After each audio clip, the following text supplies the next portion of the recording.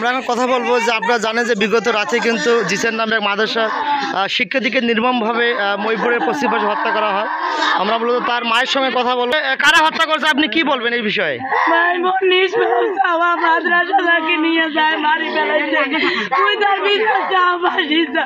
তার বাড়ি কোথায়?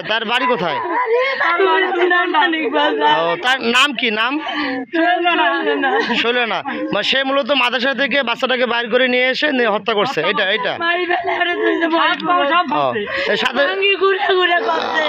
তার মার তারা বলতেছে বাচ্চার যে হাত দুটো ভেঙে দিয়েছে এবং পাশাপাশি সেই সঙ্গে হচ্ছে আমরা তার মামার কাছে শুনবো হত্যা কখন হয়েছে এই বিষয়ে কি জানো তুমি? মানে কখন হত্যা করছে?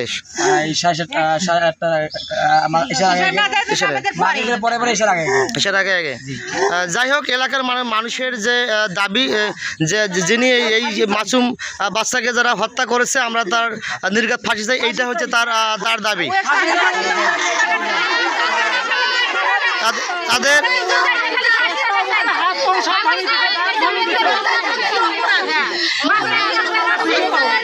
কতটা পাষাণ, কতটা নিষ্ঠুর হলে যে একটি ছোট্ট বাচ্চাকে তারা নির্মমভাবে হত্যা করে। আসলে এর আমরা আমরা বাচ্চাটাকে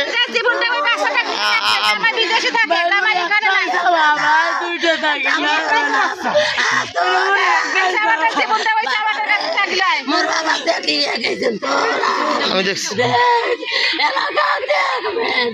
এই হলো সর্বশেষ অবস্থা। আসলে মানুষ কতটা পাষাণ, কতটা নিষ্ঠুর হলে এই মানুষ তারা যে ছোট্ট মাসুম বাচ্চাকে তারা নির্মমভাবে হত্যা করেছে।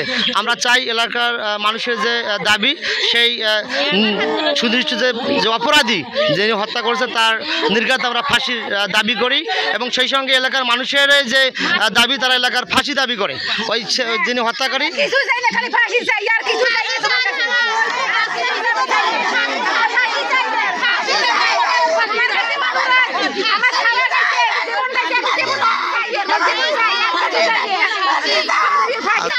এই হচ্ছে ছোট্ট বাচ্চা জিসান এখানে সাহিত্য আছে।